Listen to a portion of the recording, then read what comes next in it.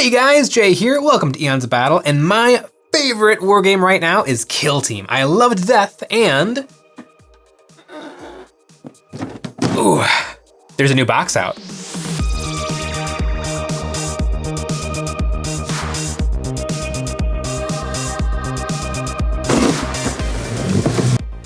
So this is the most expensive Kill Team box that they've come out with at $210, which is, oh, it really hurts. However, I do have to say that this is most certainly the biggest and heaviest box they've made. I mean, holy cow, this is a ton of plastic. Damn, that is big.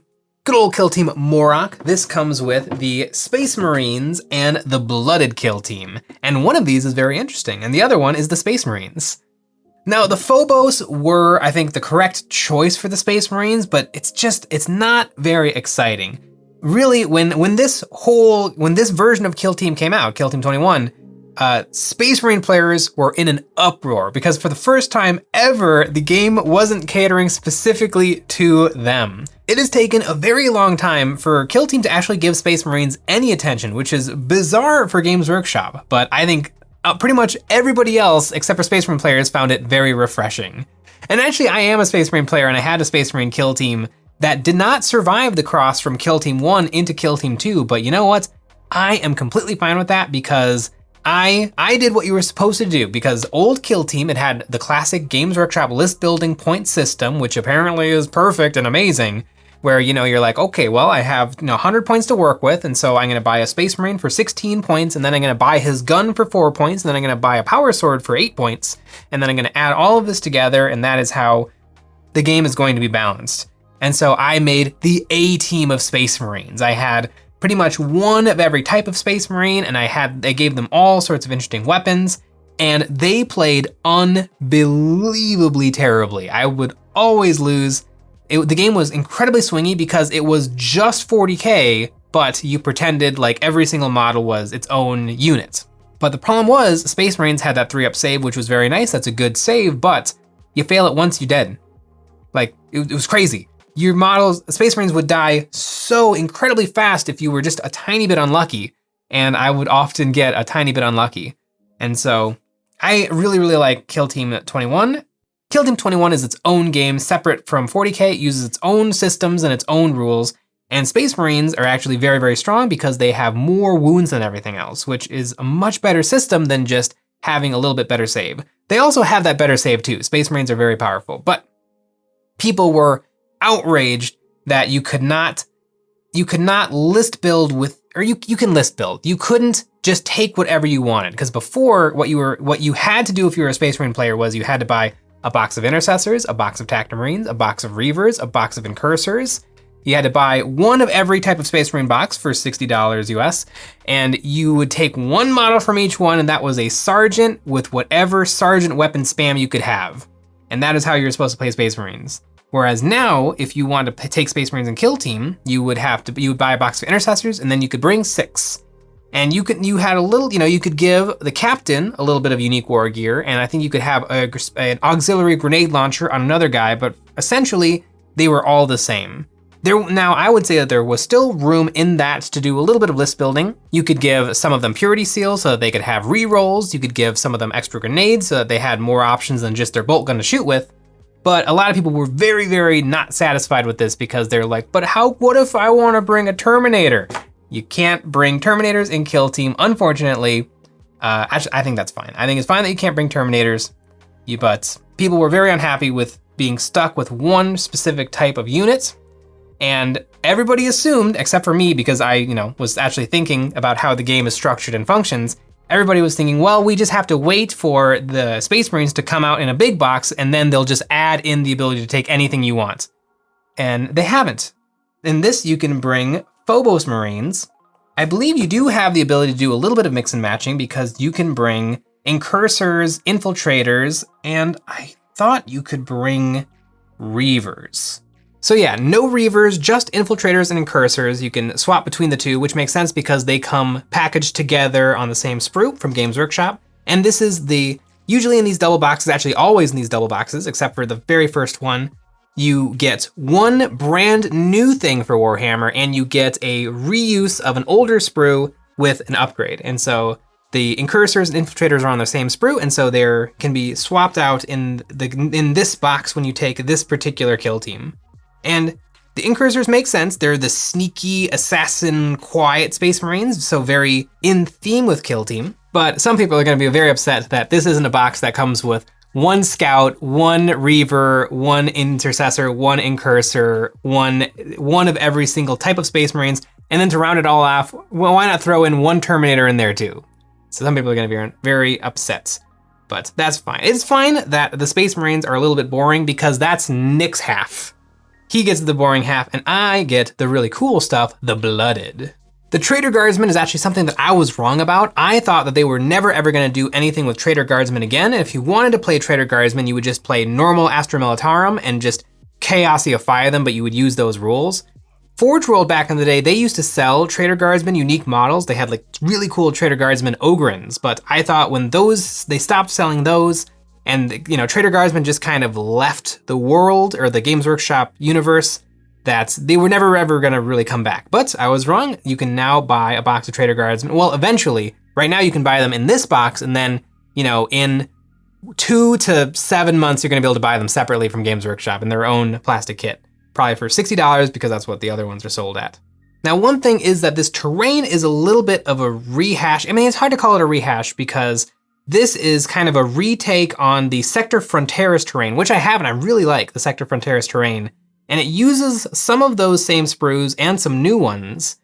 Actually, it's fairly new, this terrain. It came out actually before you could buy this box, which I think is really interesting. Usually, it seems like they like to hold things off so that you have to buy them in the big boxes and then later they're available separately. But this terrain was actually available first, and then they put it into the Kill Team box, which is an interesting choice.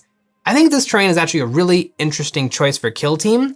On the one hand, I think it's excellent, and on the other hand, I think it's very bad. And let me explain, because that doesn't make any sense. The reason it's great is it actually gives you some large elevation.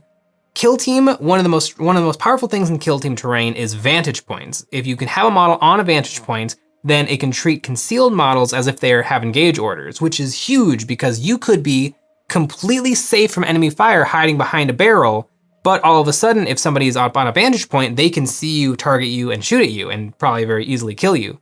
And so it's great. And so what makes these pieces interesting is that they are very tall and wide. And so you can almost, you can have entire skirmishes take place on top of the terrain. And that is actually really, really cool. It's very kind of Necromunda. It kind of takes the game board and turns it into a truly multi-level gaming area where you have elevated terrain, not just a few smaller buildings or a few small bunkers that you can climb on top of. You could have this in the middle of the board, climb on top of it, and then, take 2 turns to get all the way across it and then down off the other side. Where usually I find with Vantage Point and Kill Team, you either avoid the vantage and you just move across the ground, or you get up on top of it and you just sit there all game. So I think having some really big pieces like this is gonna make for some really, really interesting boards and some really interesting gameplay. However, this box really comes with essentially 2 of these, a fence, and that's it. And that is not enough terrain to play a good game of Kill Team. Everything before I said is true, that this stuff is gonna make for some really interesting gameplay, but what it does not have is it doesn't have all of the cover you need. Because Kill Team, if you're out in the open, you are dead. You need the board covered in terrain. And so really, they could not have packed one more thing into this box. This is the heaviest Kill Team box that they have made. They could not fit one more thing, but I really wish they could have shoved in a whole bunch of incidental scatter terrain, because that stuff is crucial for allowing you to move up the board without just getting blasted off of it. And even if you don't want to just remain concealed, there's some armies that absolutely rely on conceal orders like Kroot and Gene Stealers. But just so that you have the opportunity to get some cover from fire, even if you don't want to take conceal orders. So on the one hand, I love this terrain, and I'm gonna be able to take full advantage because I can paint this stuff up and then just use the small scatter terrain that I have to populate the board. But if this is your first box to get into the game of Kill Team, you're kind of stuck. This example photo on the back of the box, this would be a horrible game of Kill Team. Everybody out in the middle would die turn 1. It would just be a complete slaughter fest without areas to hide behind, barrels, crates, obstructions. You know, it's really cool. That's a cool looking thing, that little tower, but it's not doing much for you in the game of Kill Team. And speaking of terrain, thank goodness we have tan sand. I cannot get enough of every single Kill Team box coming with a variation of tan sand. And you might be thinking, well, you know, Jay, maybe all of the boxes come with tan sand so that you can put 4 of them together and then you have a 40K board. And you know, I would definitely say that that would be cool. However, every board has been a different shade of tan sand. So that means that if you have all 4 of them next to each other, you're gonna have 4 weirdly yellow or brown quadrants. It's bizarre. This one is a very, very slight departure because it has a little bit of like asphalt in the middle of it or concrete. And so I guess that is a tiny departure from just plain tan sand. But what is with tan sand? I know that all of this stuff is supposedly like taking place in like the same, I don't remember if it's the same planet or the same sector of the universe. It also has parallels with what's going on in like the current meta books of 40K, but I don't care. Give me grass, give me an ocean, give me a beach, give me Mars, give me anything but tan sand. It's ridiculous. Give me a city. There's a million different things that they could have done besides tan sand. This box, however, is really, really expensive, and obviously if you don't want either of these 2 armies, don't buy it. And I would say if you don't really want this terrain, don't buy it either. If you already own Sector Fronteras, I think that this actually could be a really good box because with Sector Fronteras and this box, you almost have a really cool looking 40K game board of beautiful Games Workshop terrain. And of course, you should also want every single other thing that comes in this box because this box is really expensive. And if this is not Jamie in every single one of your jams, then you should just go find exactly what you want somewhere else. But I'm kind of excited for this terrain because I'm gonna have a really, really cool game board, and I'm not putting it on tan sand. I'm gonna go grab one of my beautiful neoprene gaming mats and I'm gonna put it on there so that the actual ground looks halfway interesting. Come on, Games Workshop. I cannot believe we are 4 boxes in and we're still on tan sand. This sprue I'm very familiar with, the Incursor Space Marines. I actually bought a box. Of 5 for my Kill Team because when Kill Team launched, you could only take 5 guys in the squad, but now that it's been updated to 6 models, I actually am 1 miniature short for my games of Kill Team. So I don't know, maybe Nick will be generous enough to let me have one, or maybe I just won't play my Incursors.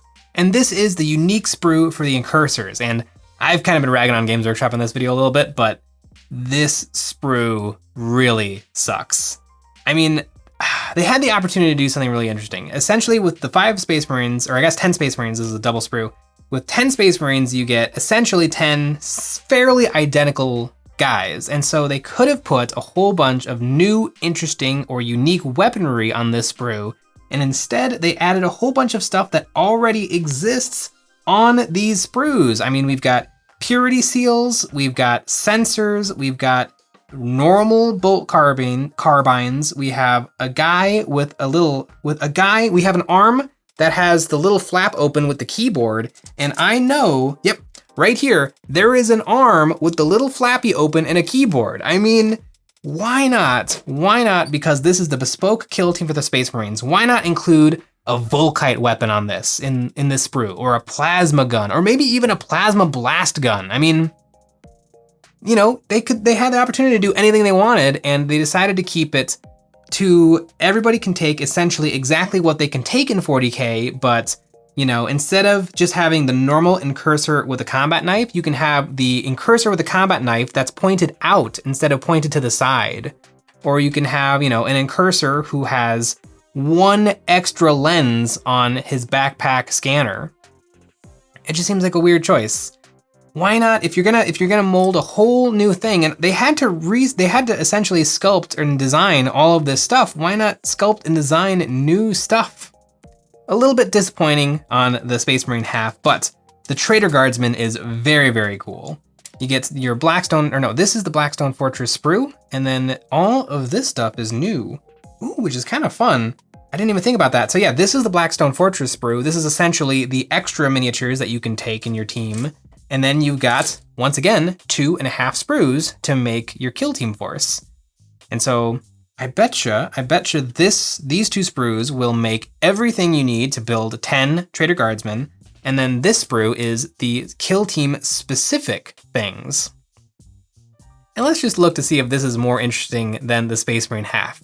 We have an axe, couple of las carbines, choppers and extra weapons, a sawed-off shotgun. We've got back spikes.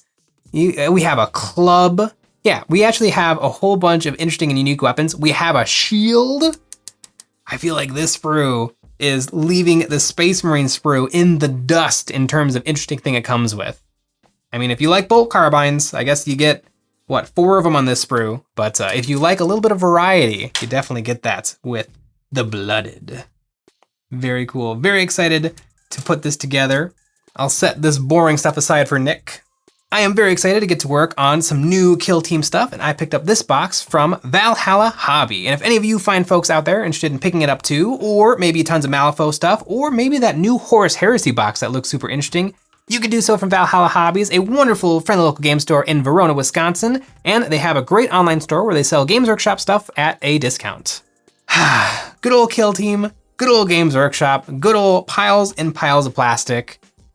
Thanks for watching.